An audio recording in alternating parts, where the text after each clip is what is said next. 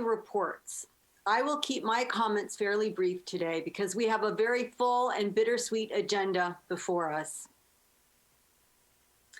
As the weather turns chilly and autumn leaves begin to fall, we find ourselves in the midst of a significant leadership transition at the CSU, bidding farewell to a few of our esteemed colleagues while welcoming both fresh and familiar faces who will usher in a new season of change and progress.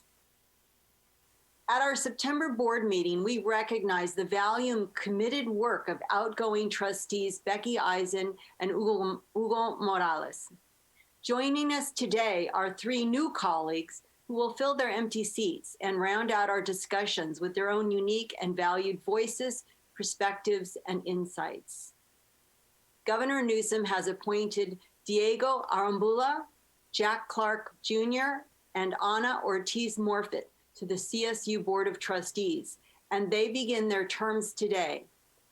On behalf of the CSU community, I again extend a warm welcome to all of you. We very much look forward to working with you and benefiting from your talent and expertise. Today, we are also conferring emeriti status to Dr. Diane Harrison, who has ably led our Northridge campus since 2012, and Dr. Leroy Marishta, who took the helm at Cal State East Bay that same year. Both of these valued leaders are leaving us at year's end to enjoy a well-deserved retirement. After delaying their retirements to provide experienced and steady leadership in the face of our current global public health crisis. We will reflect more on their accomplishments a little later this morning. Dr. Harrison is leaving her legacy in the capable hands of Dr. Erica Beck, who takes the lead as president of CSUN effective January 11th, and after making an indelible mark as president of CSU Channel Islands. We are also thrilled to welcome CSU alumna and Oakland native Dr. Kathy Sandeen as president of Cal State East Bay effective January 4th. Dr. Sandeen is currently chancellor of the University of Alaska Anchorage, where she has been a relentless champion of diversity, equity, and inclusion. Also, on January 4th, Central Valley native Dr. Joseph I. Castro will roll his suitcases into Long Beach and unpack his immeasurable expertise and wisdom to become the California State University's 8th chancellor and the first Californian and Mexican American to hold this esteemed position. A first-generation college graduate himself, Dr. Castro, as president of Fresno State, has garnered national attention for recruiting, supporting, and graduating students from diverse backgrounds. We are thrilled he has accepted the invitation to lead the CSU to even greater heights.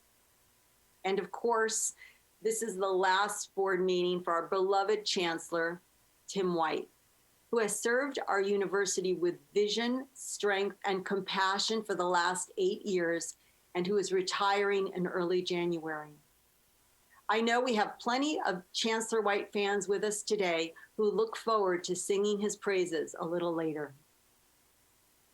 But before we proceed, I must acknowledge the elephant and the donkey in the room.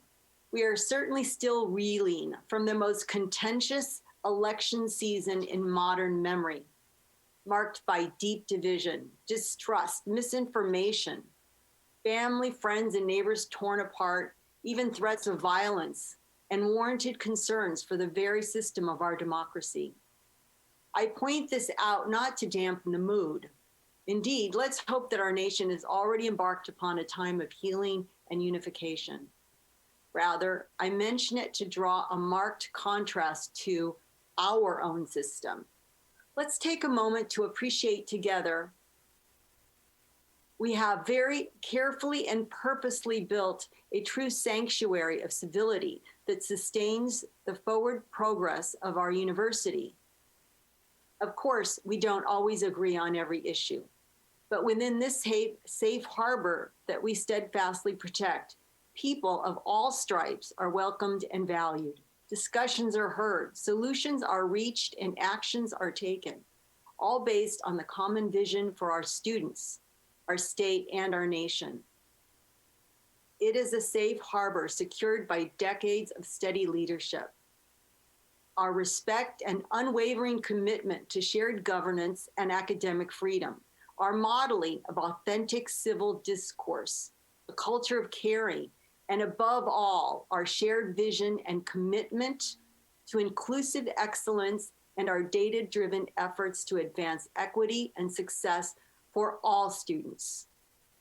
This harbor has allowed us the luxury of free and productive discussions, creativity and innovation, and the reassurance that comes from complete and enthusiastic buy-in for our core values and the worthy mission across our 23 campuses, and from our leaders, past, present, and future. With direction and common purpose, the CSU has navigated change and challenge throughout its 60-year history. During Chancellor White's tenure alone, CSU has filled 20 presidential posts with skilled and diverse leaders, endured recessions with prudent fiscal choices directed at student success.